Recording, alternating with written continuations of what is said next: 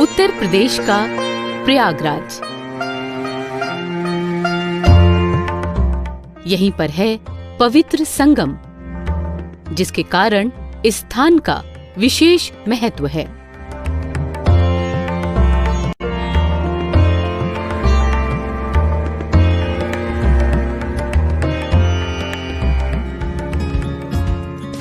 प्रयागराज से लगभग 35 किलोमीटर दूर है मानपुर गांव। हरे भरे खेत, कच्चे पक्के मकान और गांव के साथ साथ बहती यमुना इस छोटे से गांव के सौंदर्य को बढ़ाते हैं। इसी गांव में घर है कृष्णा का, वो कृष्णा जो अपने दोस्तों के साथ यमुना में नहाता था।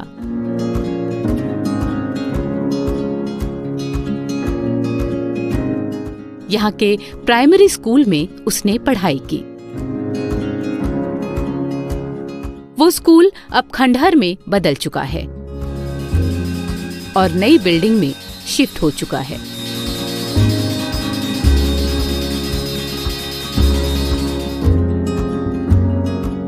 मानपुर के बाद लखनऊ और फिर कानपुर में हायर एजुकेशन के बाद कृष्णा पहुंच गया देवरिया।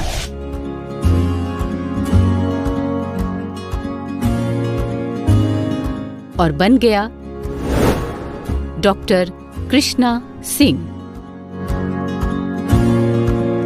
ये सोच के जाना कि नहीं हमारी डेथ हो जाएगी तो हम काम ना करें, ऐसे फीलिंग मेरे में कभी नहीं आई। कहते हैं काम है तो हम हैं। जब वो हेल्दी नहीं रहते हैं तो वो बहुत डिप्रेस हो जाते हैं कि मैं काम नहीं कर पा रहा हूँ। यही वर्ड तो हमारे डिक्शनरी में नहीं है, थकान वाला। बोलते फायदे के लिए हर काम नहीं किया जाता, कुछ फर्ज होता है अपना। कभी जब भी आते थे तो हजारों लोगों को दवा बांट के जाते थे। 3-3 गाड़ी दवा लेके आते थे बड़े पापा। हम लोग तो उनको भगवान की तरह मानते हैं। हर एक को आइए माता जी, आइए बहन जी। पंक्चुअलिटी तो डॉक्टर साहब से कोई सीखे। साहब जो ठान लेते हैं वो कर देते हैं। अपने लिए तो लोग सभी करते हैं, पूरे परिवार के लिए उन्होंने जिस तरह किया है ना, कोई नहीं करता। पूरा देवरिया, पूरा पूर्वांचल उनका सम्मान करता है। स्टेशन में उनको टीटी घेर लेते थे, अब उन्हीं को देखने लगते थे, आंखें हम देखें। जनपद देवरिया की अमूल्य धरोहर है। उन्होंने बहुत अच्छा किया देवरिया में एक कॉलेज बनवा के। सर स्कूटर चलाते थे, पीछे हम लोग इंस्ट्रूमेंट लेके पीछे बैठ जाते थे। ऑपरेशन करके 1 बजे 2 बजे रात में हम लोग आते थे। वो पूर्वांचल का सबसे बड़ा आई सर्जन बना। More than 2 lakhs cataract surgery has completed. अब तो सपने सारे पूरे हो गए, अब क्या करना है।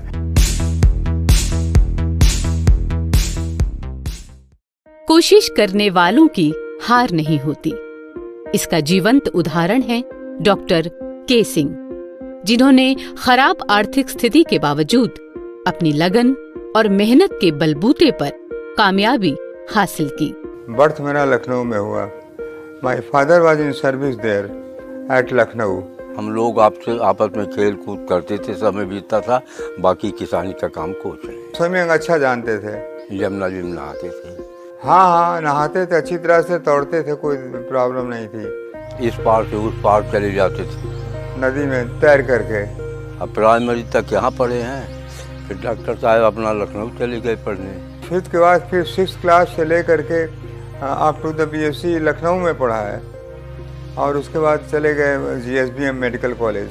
डॉक्टर के सिंह बहुत सीधे साधे सिंपल से स्टूडेंट थे, कोई खुराफात नहीं करते थे। मैंने GSBM मेडिकल कॉलेज से स्पेशलाइजेशन किया, MS ऑप्थेल्मोलॉजी में किया और उसके बाद से जो है मैं प्रोविंशियल मेडिकल सर्विसेज में आ गया और वहाँ से मेरी पोस्टिंग जो है वाराणसी होते हुए और फिर मैं देवरिया आ गया। देवरिया मैंने जो है 30 साल के करीब मैंने अपनी सेवाएं दिया।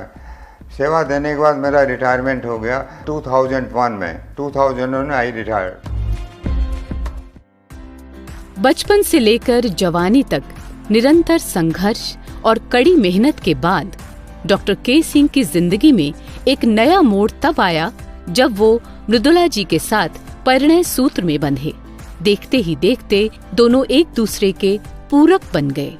मैंने बहुत सारी लड़कियों को देखा था,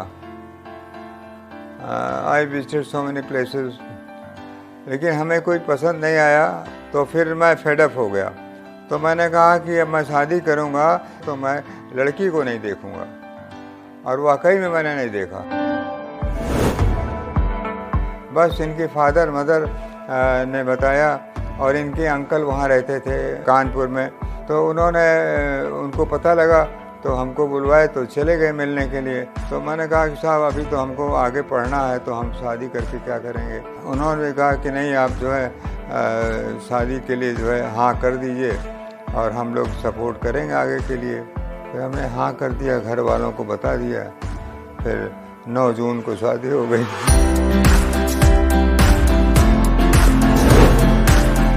वाकई में जैसा धर्म पत्नी होना चाहिए उस तरह का अपना धर्म निभाती हैं जो है। उन्होंने आज तक कभी ऐसी कोई बात नहीं कही जो मुझे हर्ट करे।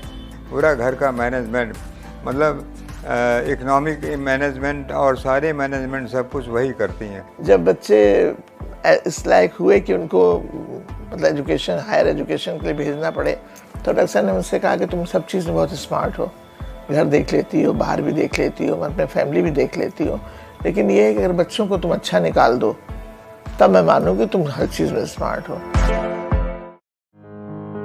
चाहे उनका परिवार हो, सहकर्मी हो या सहपाठी, सभी डॉक्टर कृष्णा सिंह के सौम्य और दयालु स्वभाव की प्रशंसा करते नहीं थकते। हमको लगता है कि माता पिता से कम नहीं है। करीबन 7-8 साल के होंगे तब से जो है हम यहाँ पे आए। 35-36 साल हो गया यहाँ रहते हुए। सब कुछ यहीं पे अपना ज़िंदगी जो है पढ़ा लिखा और हर चीज़ किया। जो भी कुछ हमारे पास है वो डॉक्टर साहब की देन है। मैं बचपन से ही देखते आ रहा हूँ। अपने परिवार से लेकर के अदर लोगों को भी जो है उन्होंने हेल्प किया है। अष्टादश पुराणेषु व्यासस्य वचन द्वयम, 2 वचन है। परोपकाराय पुण्याय, पापाय पर, दूसरे को पीड़ा देना पाप है, दूसरे को उपकार करना ही पुण्य है। परहित सरिस धर्म नहीं भाई, दूसरे के हित करने के समान कोई पुण्य नहीं। अपर पीड़ा सम नहीं अधमाई, दूसरे को पीड़ा देने के समान कोई पाप नहीं। जाति पाति से ऊपर उठ करके हमारे डॉक्टर साहब ने यहाँ सेवा किया है। बहुत प्यार करते हैं। जैसे आते हैं तो ये नहीं कि ऐसा नहीं लगता कि हम इतने बड़े आदमी हैं अपने घर वालों के लिए, ना गांव वालों के लिए। 94 में बाबा का देहांत हुआ, उसके पहले वो सभी भाइयों को मनी ऑर्डर किया करते थे। उस समय 94 के पहले 200 रुपया मनी ऑर्डर उनका आता था सब भाइयों के नाम अपने। और चिट्ठी उनकी बहुत सारी होंगी, पापा के पास तो रखी होंगी। समय समय पर चिट्ठी लिखते रहते थे। अभी हाल ही में उन्होंने एक ट्रैक्टर खरीद के भेजा है छोटे भाई के लिए। अभी खेती का काम वो देख रहा है। उनसे किसी ने नहीं कहा, अपने आप उनके दिमाग में आया तो एक दिन फ़ोन किया उन्होंने और दूसरे दिन ट्रैक्टर भेज दिया। जब यहाँ के लोग उनसे मिलने जाते हैं तब भी उनको ये नहीं लगता कि हम इतने बड़े आदमी हैं। सबको खाना पीना खिलाएंगे, व्यवस्था कराएंगे रहने की, यहाँ तक कि किराया दे के भेजते थे। सब लोग बड़े प्रसन्न होकर आते हैं वहाँ से। गरीबों के इलाके में हम लोगों से कहते थे कैंप लगाइए, फ्री में हम गरीबों की वो आँख की चेकिंग करेंगे, उनको चश्मा देंगे। हर साल जाड़े में कहीं न कहीं camp doctor K Singh ji ने लगा करके जनसेवा की है। ये है जनसेवा की भावना।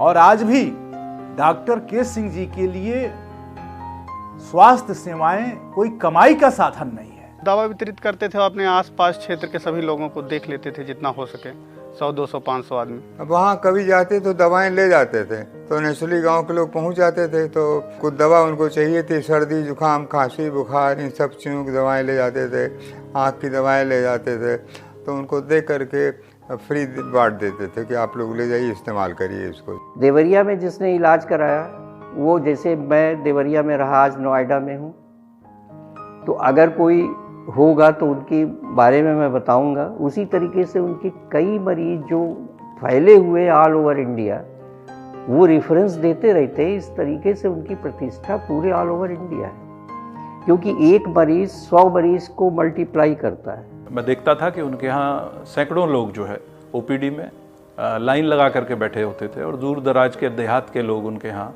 सुदूर क्षेत्रों से, वहाँ देवरिया जो उनका क्लिनिक घर पे ही उन्होंने बनाया हुआ है डॉक्टर साहब ने, उसमें आते थे। हमको लगता है कि कई 100 डॉक्टरों को जुटाया जाए तो जो इनकी वाणी की मिठास थी, जो भाव था, वो कम लोगों में मिलेगा। अब डॉक्टर साहब से देखिए, प्रेरणा हमेशा बराबर देते हैं और जो हेल्प चाहिए वो हेल्प भी करते हैं। डॉक्टर साहब इस चीज़ से पीछे कभी नहीं रहे, मतलब हमेशा हेल्प करते हैं। हम अपने जैसा लगता है कि हाँ एकदम डॉक्टर साहब बहुत अच्छे हैं। डॉक्टर साहब के व्यवहार से आते हैं हम लोग, हाँ अच्छा देखते हैं, अच्छे से सब देख करके इलाज करते हैं। अपने बहन को भी यहाँ पे लेके आया हूँ, उसके बाद से अपने चाची को भी लेके आया हूँ, और आसपास में जो भी हमारे अगल बगल में है उनको भी बताता हूँ कि यहाँ से जाइए, बहुत अच्छा दवा होता है यहाँ पे।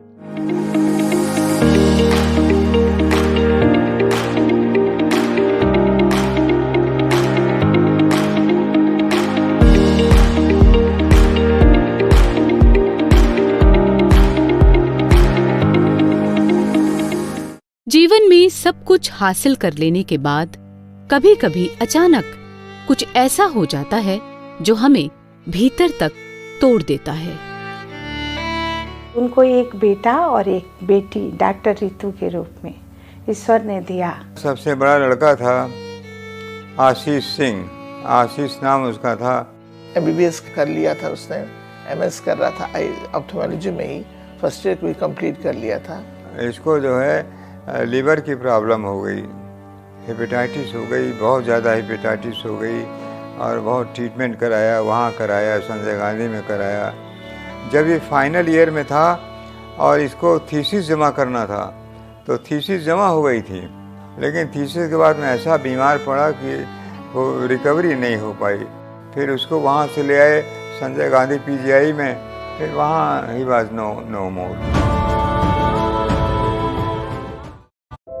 लेकिन उन्होंने बिखरे टुकड़ों को फिर से समेटा और हिम्मत करके आगे बढ़ गए। रितु का तो मन ही नहीं था मेडिकल में जाने का। वो मेरे में कहीं ना कहीं डॉक्टर देखते थे। मेरी फिंगर्स लंबी हैं तो मम्मी कहती थी अच्छी पेंटर बनेगी, पापा कहते नहीं अच्छी सर्जन बनेगी।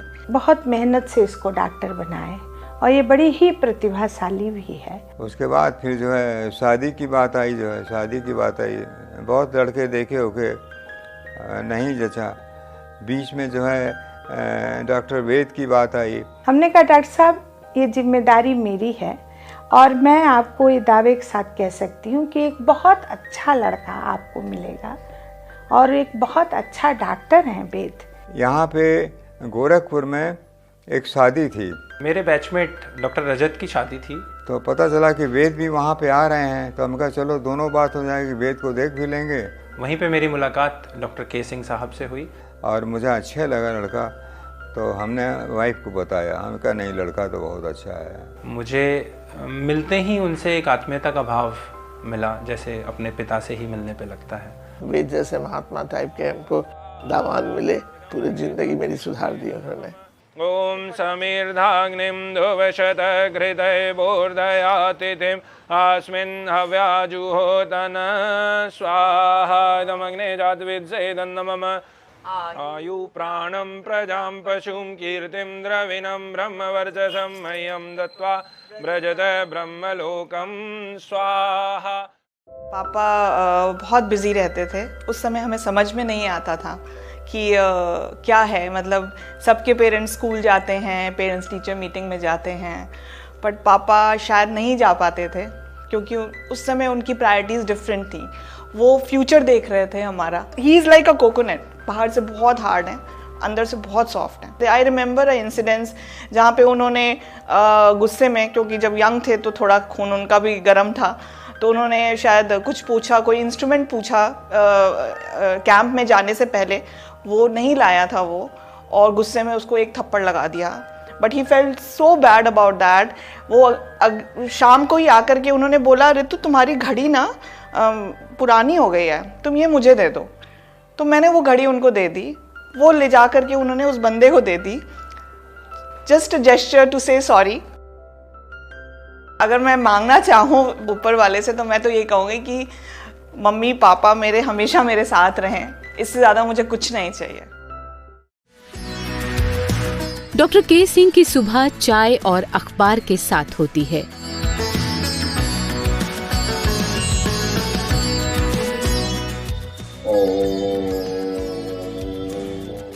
उसके बाद वो नियमित रूप से कुछ देर योगा करते हैं।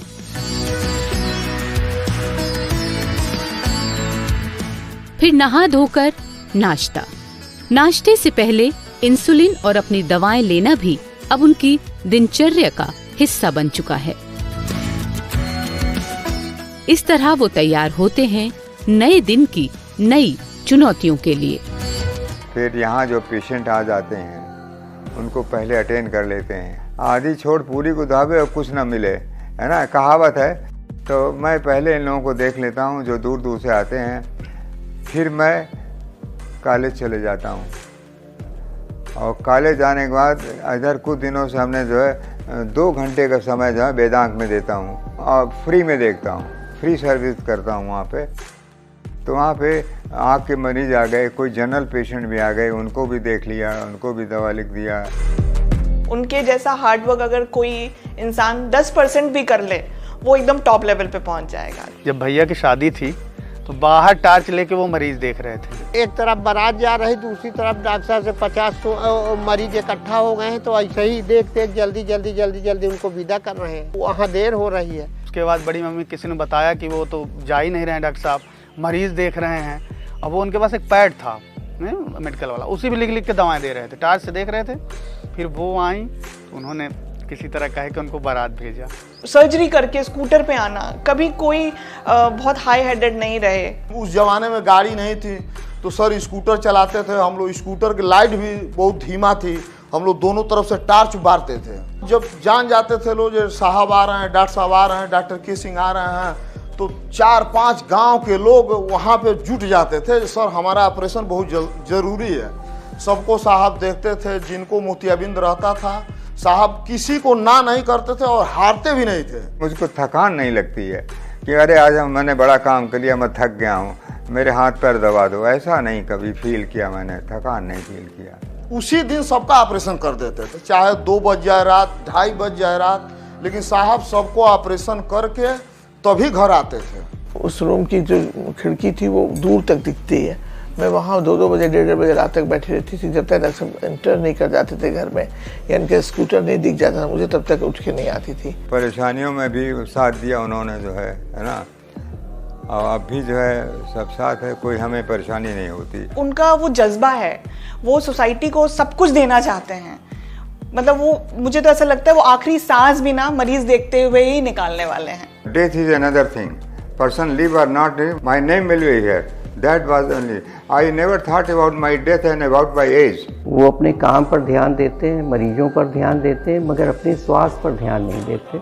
जब उनका स्वास्थ्य खराब हुआ तो मुझे उनकी सेवा करने का कुछ अवसर मिला। उसमें मैंने जाना कि वो कितने उच्च कोटि के इंसान हैं।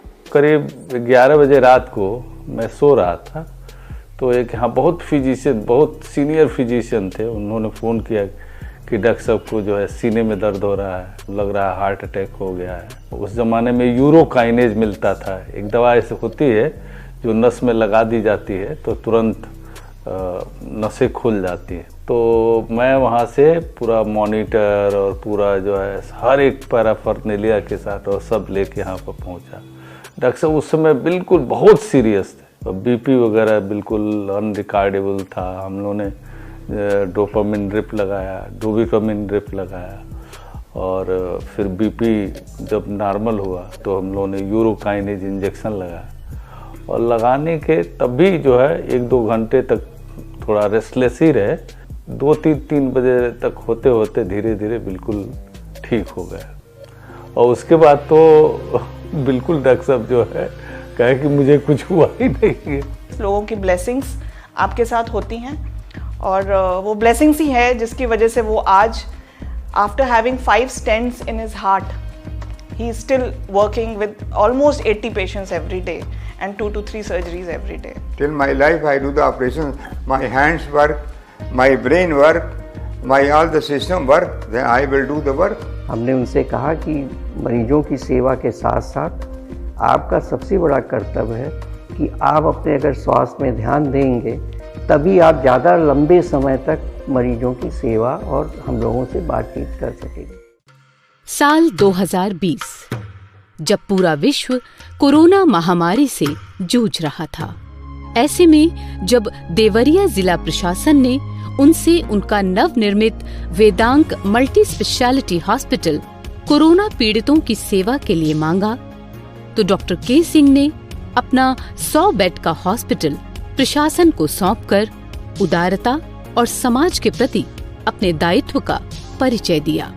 प्राकृतिक विपदा कोरोना काल को हम कह सकते हैं, और मेरी अपनी जानकारी है कि डॉक्टर के सिंह साहब कोरोना काल में जब प्राइवेट हॉस्पिटल मैदान छोड़ के भाग गए रहे थे, निर्माण काल में डॉक्टर के सिंह जी ने वेदांत हॉस्पिटल कोरोना मरीजों के लिए खोल दिया। ऐसा कोई करता है क्या?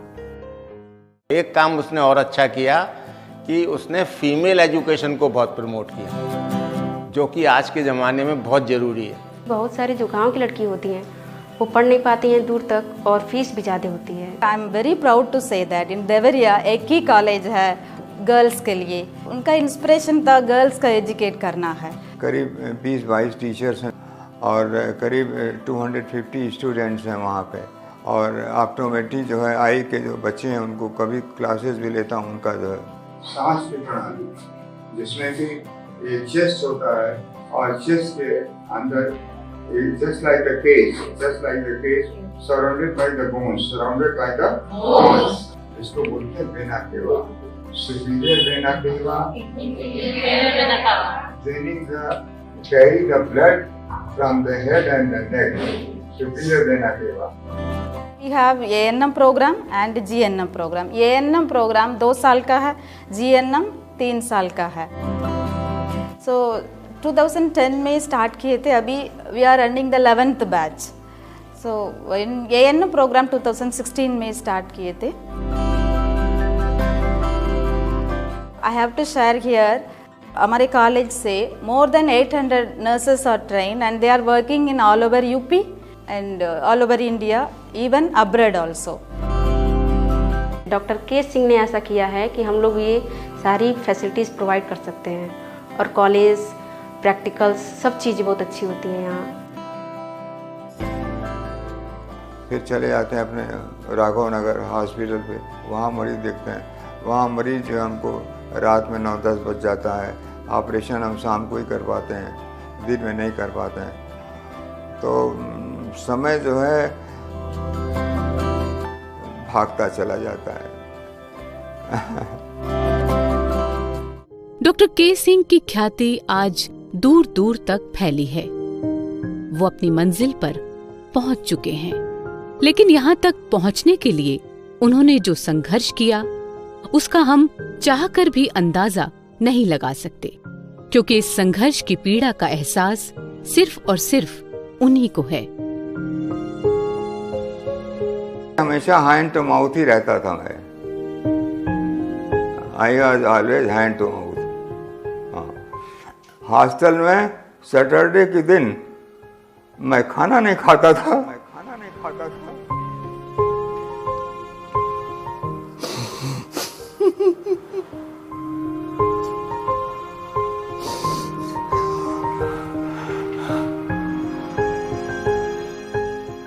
इतने पैसे नहीं होते थे।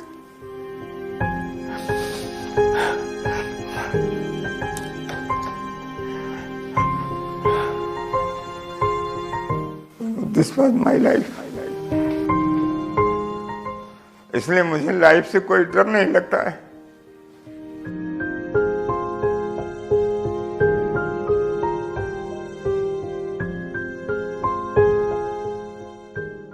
मैं रहूं ना रहूं, नाम तो रहेगा, लोग जानेंगे।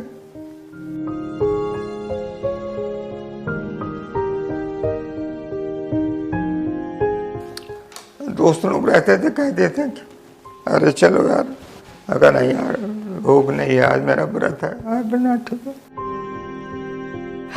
आई हैव नेवर सेड, मैंने कभी उनको आई लव यू नहीं बोला है, but I think through this video I will say I really love you. And शायद कभी हक भी नहीं किया है पापा को, पर really love you, really love you.